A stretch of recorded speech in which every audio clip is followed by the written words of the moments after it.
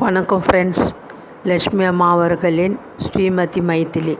அத்தியாயம் 5. உடல் நோக உழைக்காத சோம்பேறியின் உள்ளம் சைத்தானின் தொழிற்சாலையாகும் என்பார்கள் அறிஞர்கள்.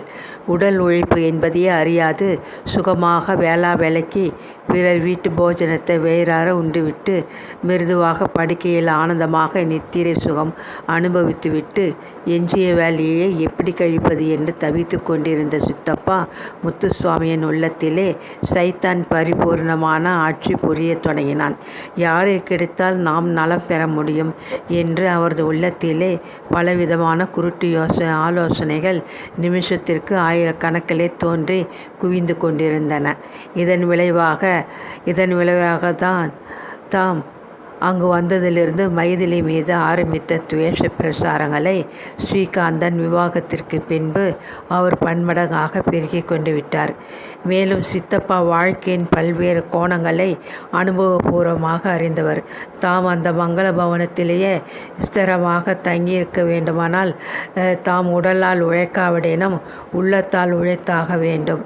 இல்லையெனில் மங்களம்மாள் தற்சமயம் அளித்துள்ள வீட்டின் பெரியவர் என்ற ஸ்தானத்திலிருந்து கீழே வழுக்கி விழுந்து பழைய கருப்பனே கருப்பன் என்ற கதையாக கிராமத்திற்கு போய் சேர்ந்து விட வேண்டும் என்ற உண்மையை நன்றாக உணர்ந்து கொண்டிருந்தார்.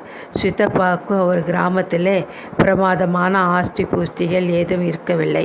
அவரது மூதாதையர் விட்டு போயிருந்த 1/4 ஏக்கர் நஞ்சை நிலத்திலிருந்து வந்த மானியம் அவர் வாங்கி அரைத்த வெற்றிலை பாக்கிற்கு கூட கட்டி வராத தொகையாக இருந்தது. அதுவும் நகரத்திலே வந்து கொஞ்ச காலம் வாழ்ந்த பின்னர் அவருக்கு கிராம வாசத்தின் மீது இருந்த கொஞ்ச நஞ்ச ஆசையும் அடியுடன் அற்று போய்விட்டது. மனைவி மக்கள் என்று பந்தமில்லாத தனி கட்டையாக வாழ்ந்த அவருக்கு வயதாகியும் வாழ்க்கை மீது பரிபூரண விரக்தி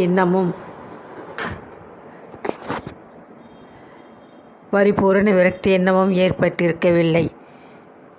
தினசரி பூஜை விரதங்கள் பட்டினிகள் ஆகார விவகாரங்கள் ஒரு புறம் இருக்க, நகர வாழ்க்கையின் பல்வேறு கேளிக்கை ஸ்தலங்கள் அவரது கவனத்தை கவரத்தான் செய்தன. சூரியன் தான் உதிக்கும் திசையை மாறினாலும் மாறலாம். சித்தப்பா விடுமுறை தினங்களில் நகரத்தில் உள்ள நாடகம், நடனம், சினிமா போன்ற கேளிக்கை ஸ்தலங்களுக்கு விஷயம் செய்யாது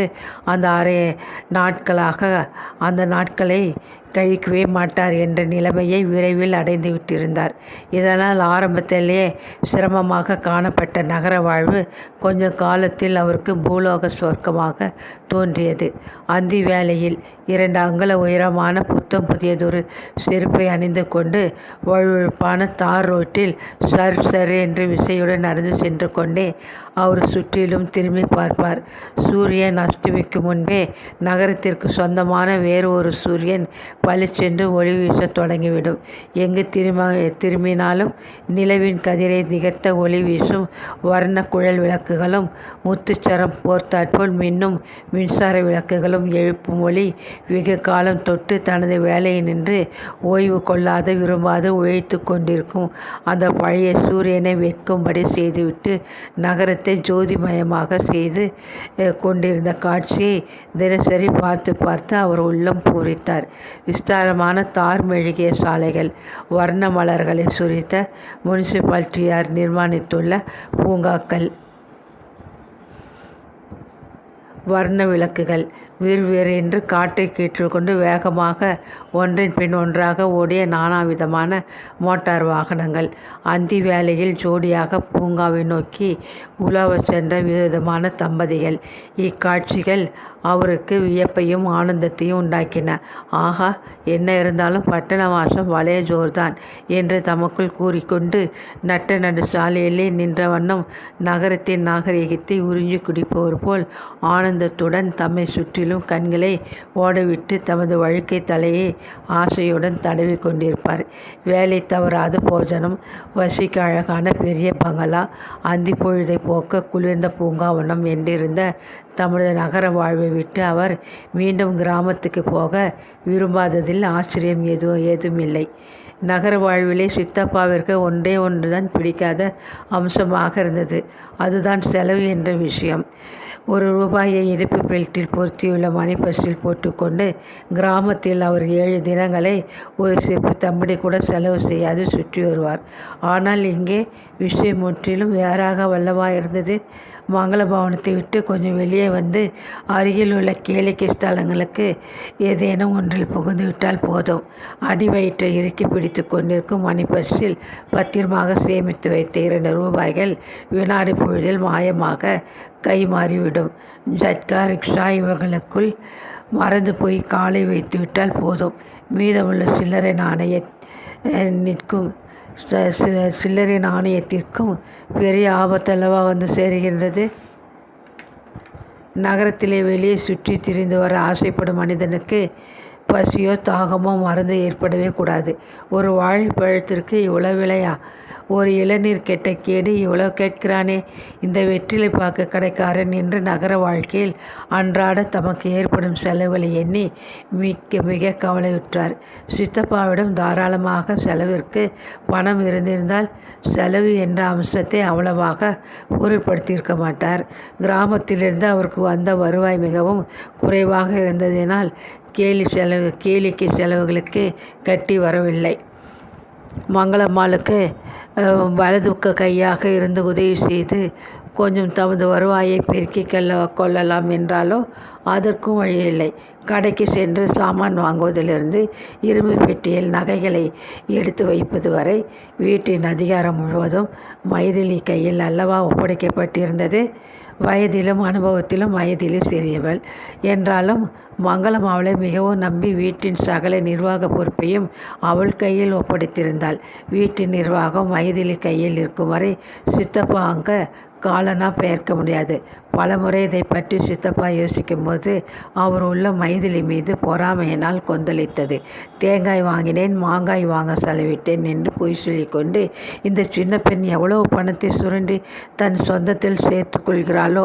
தேன் என்பவன் புறங்கையை சுவைக்காது இருப்பானா? கை நிறைய பணத்தை கொடுத்து செலவு செய் என்று உத்தரவு கொடுத்தால் எப்பேற்பட்ட உத்தமனுக்கும் மனத்திலே கொஞ்சம் சபலம் ஏற்படத்தானே செய்யும். கட்டாயம் மைதிலி மங்களம்மாவின் பணத்தை இடையே கொஞ்சம் சுரண்டி கொண்டுதான் விடுகிறாள். இவள் ஒருத்தி மட்டும் மங்களத்தின் பணத்தை சாப்பிடுவானேன், நானும் ஏன் இடையே கொஞ்சம் சாப்பிடக்கூடாது என்று தமக்குள்ளே பலவாறு எண்ணி மனம் புழுங்கினார். சித்தப்பாவின் உள்ளத்தில் உருவான பலவிதமான ஆலோசனைகள் ஒரு திட்டமான முடிவை எய்தின.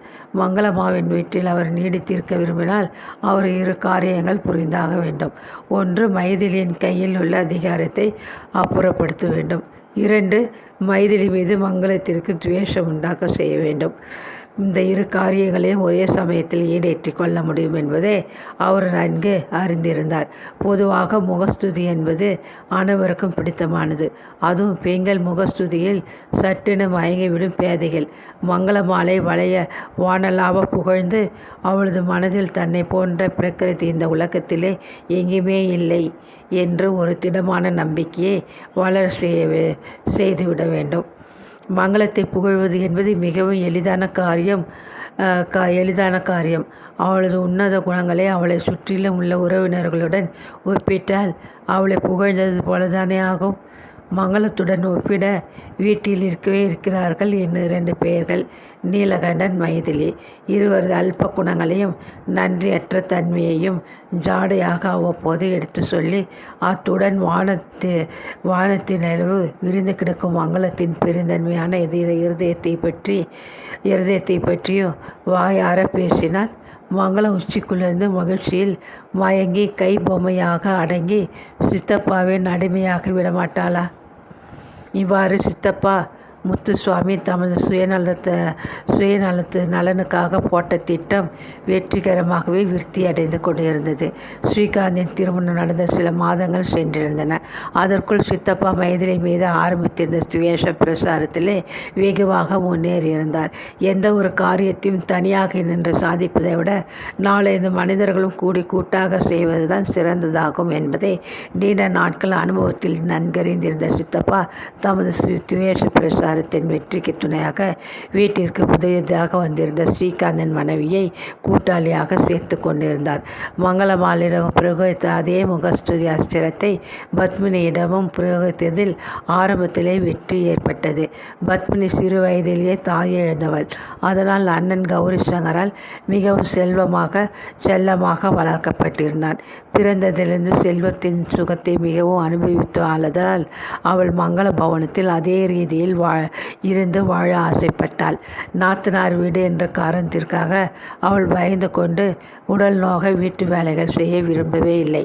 வேலைக்கு சாப்பிட்டு விட்டு விதவிதமாக அலங்கரித்து கொண்டு உடல் அழுங்காது மேனி மங்காது வீட்டை சுற்றி வந்து கொண்டிருந்த அவளது உள்ளத்திலும் பலவிதமான தவறான யோசனைகள் தோன்றியிருந்தன.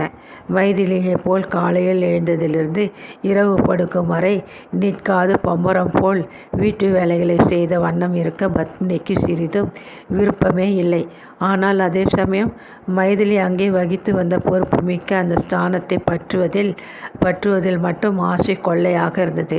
வீட்டு வேலையாட்களிடமிருந்து எஜமானர் வரை மைதிலி என்று அன்புடன் அழைப்பதை காண அவள் உள்ளம் பொறுக்கவில்லை. வீட்டின் இரும்பு பீரோ சாவியிலிருந்து உக்ரான அறை சாவி வரை எல்லாம் மைதிலியின் இடையிலே சொருகப்பட்டிருந்த சாவி குத்தில் தொங்கிக் கொண்டிருந்ததை காணும் போதெல்லாம் அவளுக்கு ஆத்திரம் பற்றி கொண்டு வந்தது. வீட்டு வேலையாட்கள் அனைவரும் மைதிலி பால் வைத்திருந்த மதிப்பை காணும் போதெல்லாம் அவளது நெஞ்சு பொறாமையால் வெடித்தது. சித்தம்மா முத்துசாமியின் வெறுப்பும் பத்மினியின் பொறாமையும் ஒரே மனிதர் பால் சென்று லயித்ததனால் இருவரும் மிக விரைவில் நண்பர்களாயினர். சித்தப்பா என்று தேனினும் இனிய குரலில் குழைவாக அழைத்து கொண்டு வந்த பத்மினி மைதிலி மீது பலவித புகார்களை கூறி அந்த கிழவரிடம் குறைப்பட்டு கொண்டாள். பத்மினியம்மா என்று கூட ஒரு அம்மா பட்டமிட்டு மிகவும் பரிவுடன் அழைத்த முத்துசுவாமியும் தக்க சமயங்களில் தமது அரும் பெரும் ஆலோசனைகளை பத்மினிக்கு உபதேசித்த வண்ணம் இருந்தார். ஒரு நாள் இரவு வீட்டு காரியங்கள் அனைத்தையும் முடித்துவிட்டு வழக்கம்போல் கணவனது வருகைக்காக காத்திருந்த மைதிலி மாடியில் நின்று இறங்கி சமையற்கட்டின் பக்கம் வந்தாள். 8 மாத கர்ப்பிணியான அவளுக்கு மாடியில் நின்று இறங்கி வந்த அலுப்பினால் மூச்சு திணறியது. சற்று சிரம பரிகாரம் செய்து கொள்ளும் நிமித்தம் அவள் பெரிய தாழ்வாரத்தில் கிடந்த பெஞ்சு மீது உட்கார்ந்து கொண்டாள். சுற்றிலும் கவிழ்ந்திருந்த இருளில் அவள் முதலில் எதையும் கவனிக்கவே இல்லை. சற்று தொலைவில் தரையில் படுத்திருந்த யாரோ முணுகுவதை கேட்டதும் அவள் திடுக்கிட்டு போய்விட்டாள். யாரது என்று அதட்டிவிட்டு அருகிலிருந்து விளக்கை போட்டாள். நான் தானம்மா என்று ஈனஸ்வரத்தில் பதிலளித்து சாம்பு தாத்தா வாரி சுருட்டி கொண்டு எழுந்து உட்கார்ந்தார். அவரது கன்னத்திலோ வழிந்து கொண்டிருந்த கண்ணீரை கண்டதும் மைதிலிக்கு ஏற்பட்ட ஆச்சரியத்தை விவரிக்கவே முடியாது. தாத்தா, என்ன இது? அழுது கொண்டிருக்கிறீர்களே, ஏன் என்று மிகவும் வியப்புடன் கேட்ட வண்ணம் அருகில் வந்து நின்றாள். சாம்பு தாத்தா சற்றென்று பதில் அளிக்கவில்லை. அவள் முகத்தை பார்த்துவிட்டு சிறு குழந்தை போல் விக்கி அழத் தொடங்கிவிட்டார். மைதிலி மிகவும் சமாதானப்படுத்திய பின்பு மேல் துண்டினால் முகத்தை துடைத்து கொண்டு துக்கத்தினால் கம்மிய வெளிய குரலில், மைதிலி அம்மா, இனிமேல் இந்த வீட்டில் நான் வேலை செய்வது சாத்தியப்படாதம்மா.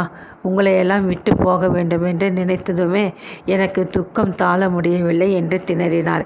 தாத்தா, அப்படி விபரீதமாக யோசிக்கும்படி என்னதான் நடந்தது?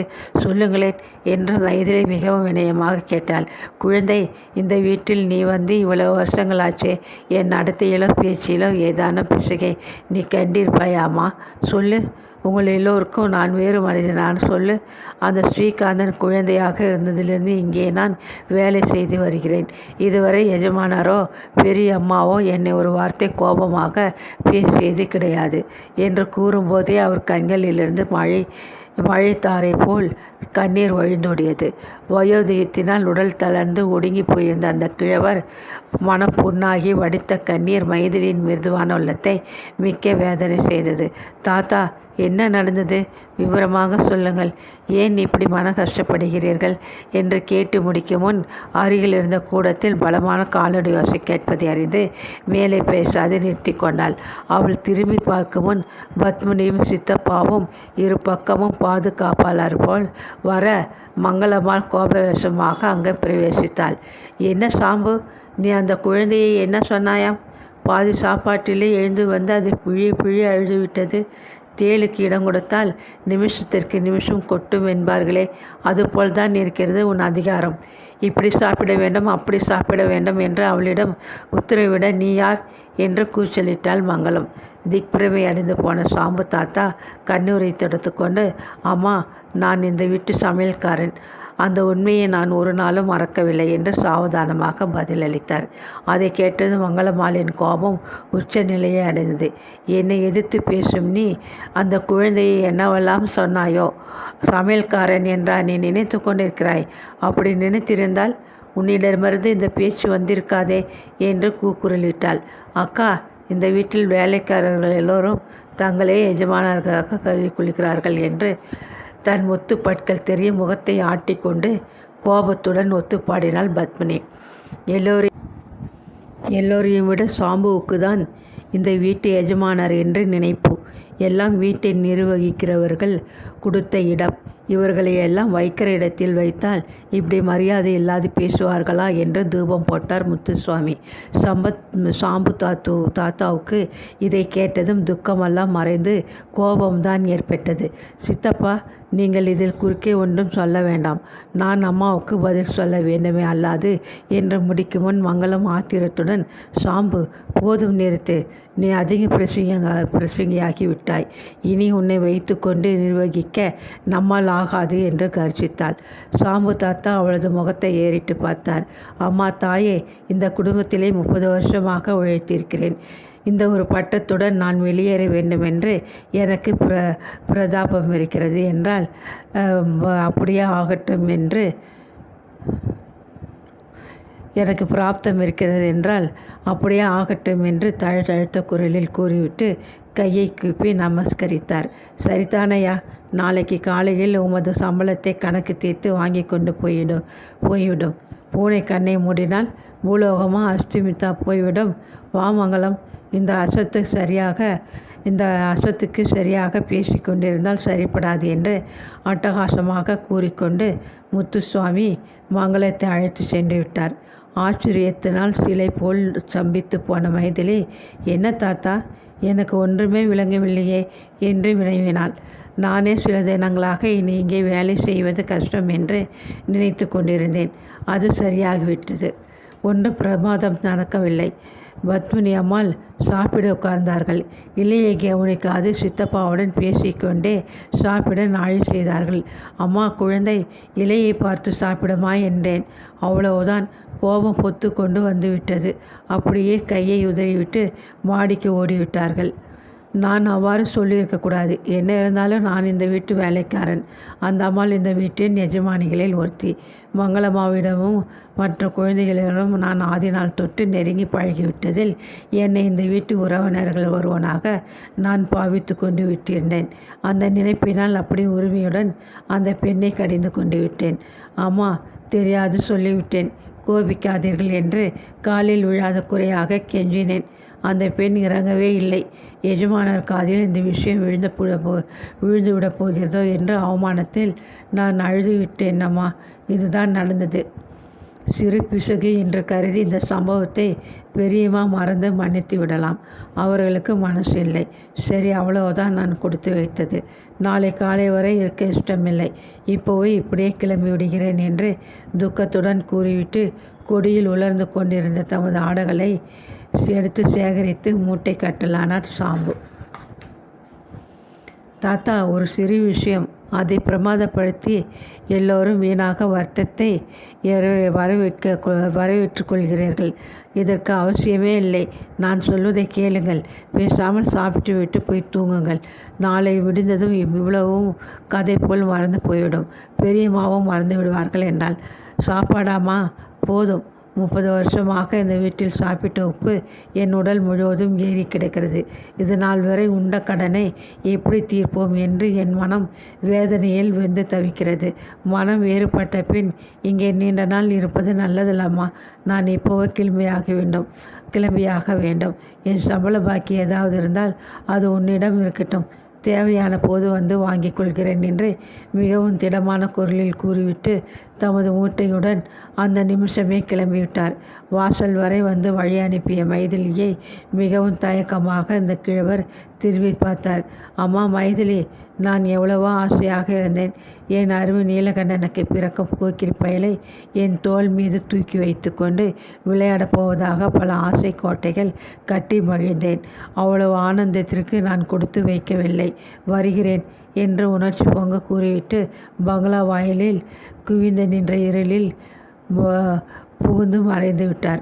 சாதாரணமாக விளையாட்டாக ஆரம்பித்த இவ்வாறாக விபரீதமாக முடிவு பெற்ற இந்நிகழ்ச்சியை எண்ணி மனம் அதிர்ந்து போய் வெகு நேரம் சாம்பு தாத்தான் சென்று மறைந்த இருளியே ஊடுருவி பார்த்த வண்ணம் மைதிலி நின்று கொண்டிருந்தாள். அந்த இருளை விட மிகவும் கடுமையாக அவளது வருங்காலம் காட்சி அளிக்கவே அவள் உள்ளத்தில் விவரிக்க இயலாத வேதனை குடிக்கொண்டது.